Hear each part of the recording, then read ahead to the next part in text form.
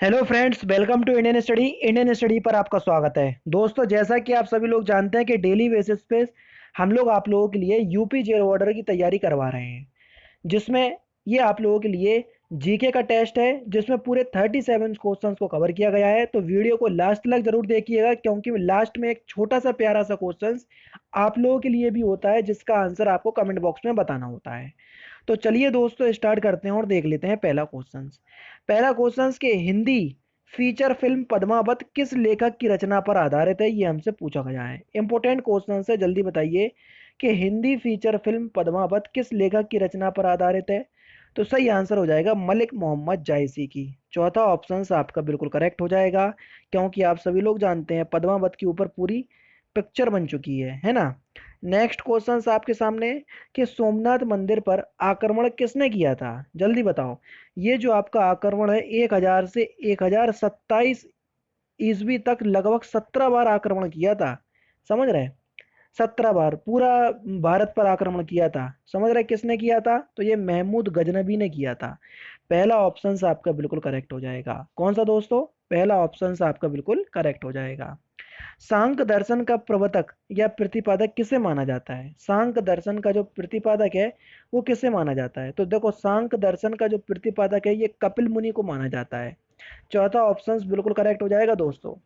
प्रसिद्ध पुस्तक poverty and un British rule in India, बहुत इंपॉर्टेंट क्वेश्चन है और आपके एग्जाम में कई बार पूछा जा चुका है। मैं बता नहीं सकता कि कितने बार आपसे ये पूछा जा चुका है।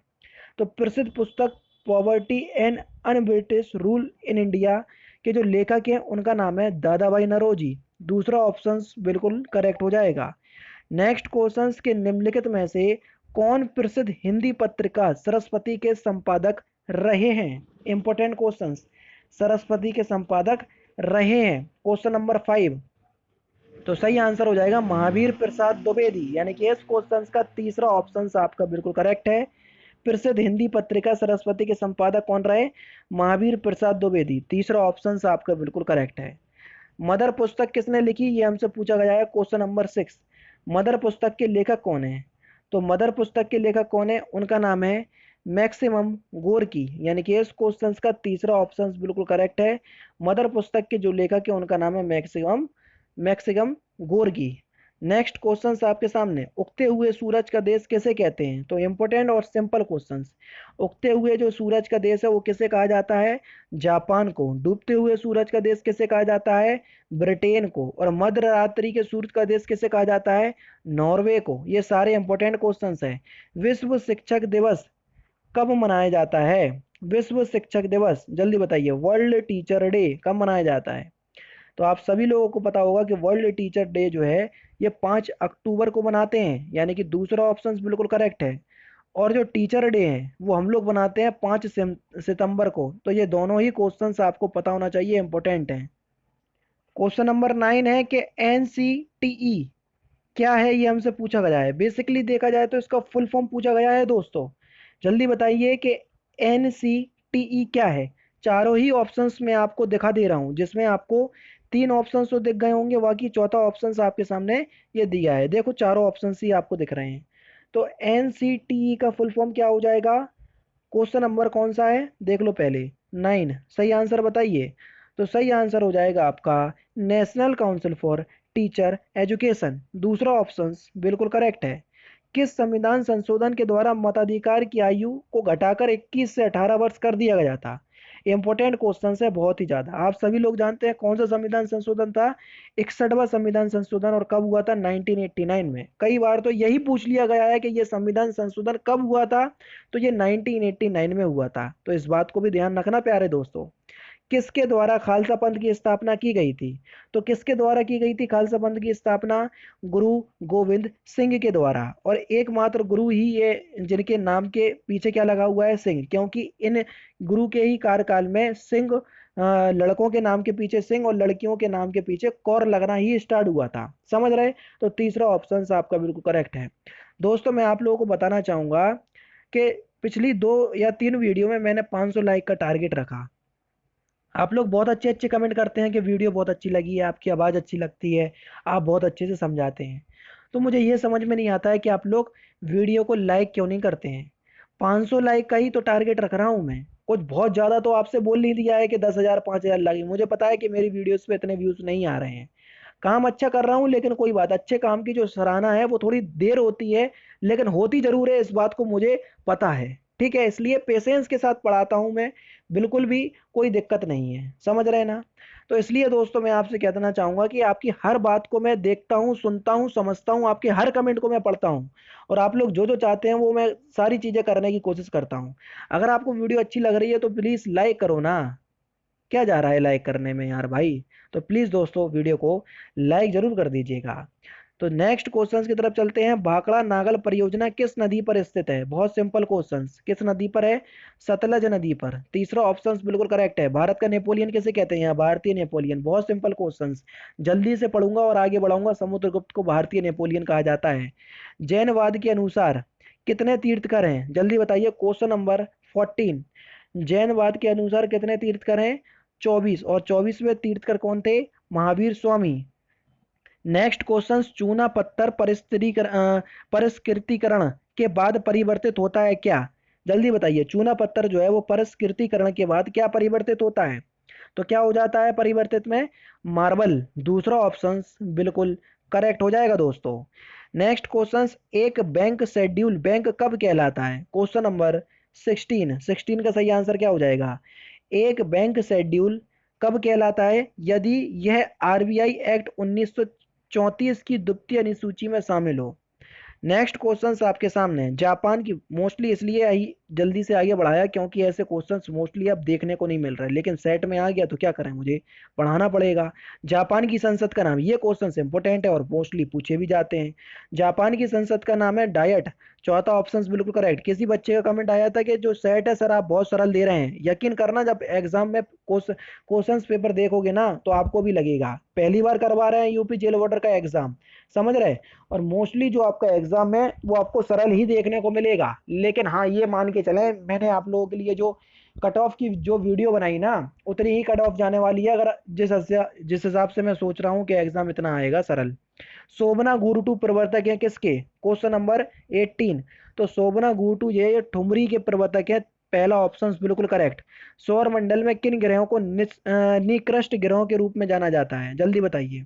सौर मंडल में किन ग्रहों को, तो आप सभी लोग जानते हैं किन ग्रहों को माना जाता है निकृष्ट ग्रहों के रूप में? तो सही आंसर हो जाएगा आपका बुध और शुक्र। और इनके खुद के क्या नहीं होते हैं? चंद्रमा यानी कि उपग्रह, इसलिए इन्हें निकृष्ट ग्रहों के रूप में जाना जाता है। भारत का भारत का राष्ट्रपति राज्यसभा के लिए कितने सदस्य मनोनीत करता है? तो देखो राज्यसभा के लिए करता है कितना? 12। और लोकसभा के लिए कितना करता है? 2। टोटल भी पूछ लेते हैं कभी कभी, तो टोटल कितना हो जाता है संसद में? 14। तो कभी कभी यही पूछ लेते हैं कि टोटल कितने करता है, तो आपको डरने की जरूरत नहीं है। किस क्षेत्र में बुकर पुरस्कार जीता जाता है? Question number 21। बुकर पुरस्कार किस क्षेत्र में दिया जाता है? तो ये कथा साहित्य यानी कि फिक्शन राइटिंग में दिया जाता है, यानी कि दूसरा ऑप्शन आपका बिल्कुल करेक्ट हो जाएगा। नेक्स्ट क्वेश्चन, चौथा खंबा, सॉरी खंबा पढ़ लिया मैंने। चौथा खंबा संप्रत्यय संदर्भ है किससे? जल्दी बताइए। चौथा खंबा जो है वो किसे कहते हैं?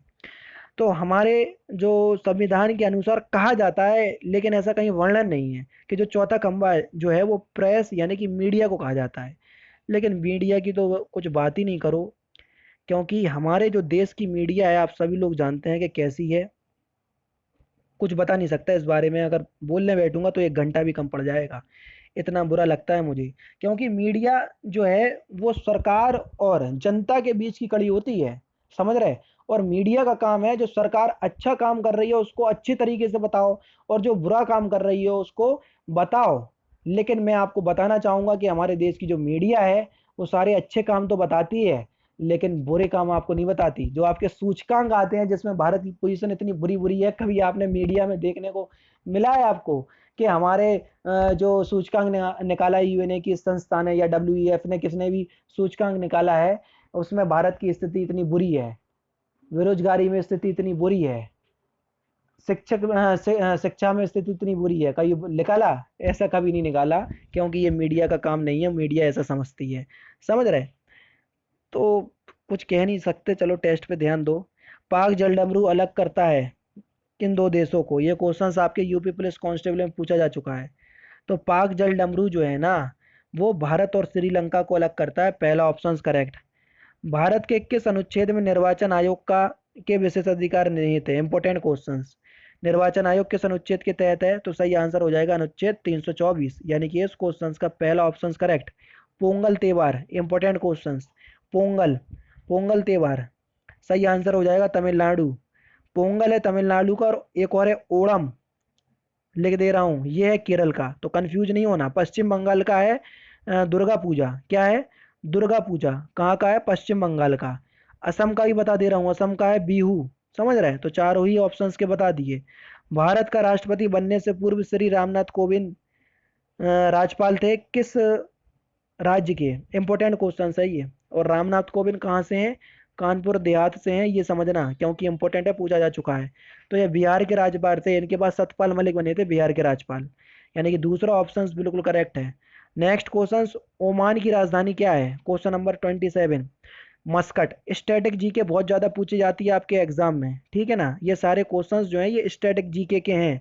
ओमान की राजधानी हो गई, ठीक है, ओणम कहाँ का त्यौहार है, ठीक है, ये सारे स्टैटिक जीके के क्वेश्चंस हैं। समझ रहे हैं? तो टेंशन नहीं लेना, मैं कोशिश करूंगा जब आपकी एग्जाम डेट बिल्कुल अनाउंसड हो जाएगी तो अच्छे क्वेश्चंस लेकर के आऊंगा जहाँ से क्वेश्चंस पूछे ही जाते हैं। बिहू का मुख्य, बिहू जो है वो कहाँ का मुख्य त्यौहार है? अभी हाल ही मैंने आपको बताया असम का है ना। दूसरा ऑप्शन करेक्ट। भारत के संविधान के अनुच्छेद के मौलिक कर्तव्यों का वर्णन है। आज ही की वीडियो में बताया था आपने, यानी कि कल की वीडियो में, अनुच्छेद 51A में है। और किस संविधान संशोधन के द्वारा जोड़े गए थे? 42वें संविधान संशोधन। और कब हुआ था? 1976 में। इस बात को ध्यान रखना। नेक्स्ट क्वेश्चन, कैलाश कैलाश सत्यार्थी संबंधित है किससे? तो कैलाश सत्यार्थी जो है वो किससे संबंधित हैं? सही आंसर हो जाएगा आपका बचपन बचाओ आंदोलन से। तीसरा ऑप्शन आपका बिल्कुल करेक्ट हो जाएगा। नेक्स्ट क्वेश्चन, निम्नलिखित में से भारत में हरित क्रांति का जनक किसे कहा जाता है? Question number 31। तो हरित क्रांति का जनक किसे कहा जाता है? सही आंसर हो जाएगा एम एस स्वामीनाथन को, यानी कि इस क्वेश्चन का चौथा ऑप्शन आपका बिल्कुल करेक्ट हो जाएगा। नेक्स्ट क्वेश्चन की तरफ चलते हैं। तो नेक्स्ट क्वेश्चन आपके सामने है। फ्रांसीसी क्रांति का सही नारा क्या था? Question number 32। सही नारा था स्वतंत्रता, समानता और भातृत्व। कहीं कहीं यहाँ पर भाईचारा लिख करके आएगा, तो डरने की जरूरत नहीं है, बात बराबर है, ठीक है ना। नेक्स्ट क्वेश्चन से आपका question number 33। Fill in the blanks को भारत में सर्वाधिक पुराना ग्रंथ माना जाता है किसको? इंपोर्टेंट क्वेश्चंस, और आप सभी लोग जानते हैं कि ऋग्वेद को सबसे पुराना माना जाता है। पहला ऑप्शन करेक्ट। निम्नलिखित में से कौन सा इनपुट डिवाइस नहीं है? 34। प्रिंटर जो है ये एक इनपुट डिवाइस नहीं है। तीसरा ऑप्शन करेक्ट है। निम्नलिखित में से कौन सा नाटक विलियम शेक्सपियर द्वारा नहीं लिखा गया है? 35। तो विलियम शेक्सपियर के द्वारा कौन सा नाटक नहीं लिखा गया है? Arms and the man. चौथा ऑप्शन करेक्ट है। राष्ट्रीय प्रतिरक्षा संस्थान स्थित है कहाँ पर? तो राष्ट्रीय प्रतिरक्षा संस्थान जो है ना, ये न्यू दिल्ली में स्थित है, नई दिल्ली। चौथा ऑप्शन बिल्कुल करेक्ट। और लास्ट क्वेश्चन बिल्कुल प्यारा सा क्वेश्चन आपके लिए है कि निम्नलिखित में से कौन राज हड़प नीति से संबंधित है? इस क्वेश्चन का आंसर आप लोग कमेंट बॉक्स में बताएंगे। और मैंने जो लाइक का टारगेट रखा है, तो दोस्तों आप लोगों से विनती है कि उसको जरूर पूरा कीजिएगा। और पीडीएफ तो आपको डेली नाइट में रात के मिल जाती है टेलीग्राम चैनल पर। तो डिस्क्रिप्शन में टेलीग्राम चैनल का लिंक दिया हुआ है, वहां पर आप जरूर से ऐड हो जाइएगा दोस्तों। तो दोस्तों फिलहाल की वीडियो में सिर्फ इतना ही। अगर आपको वीडियो पसंद आए तो प्लीज़ दोस्तों वीडियो को लाइक कीजिए, शेयर कीजिए, और साथ ही साथ हमारे चैनल को सब्सक्राइब करना ना भूलें, क्योंकि मैं रोजाना इसी तरह की वीडियो से आप लोगों के लिए लाता रहता हूँ। नमस्कार दोस्तों, जय हिंद, जय भारत।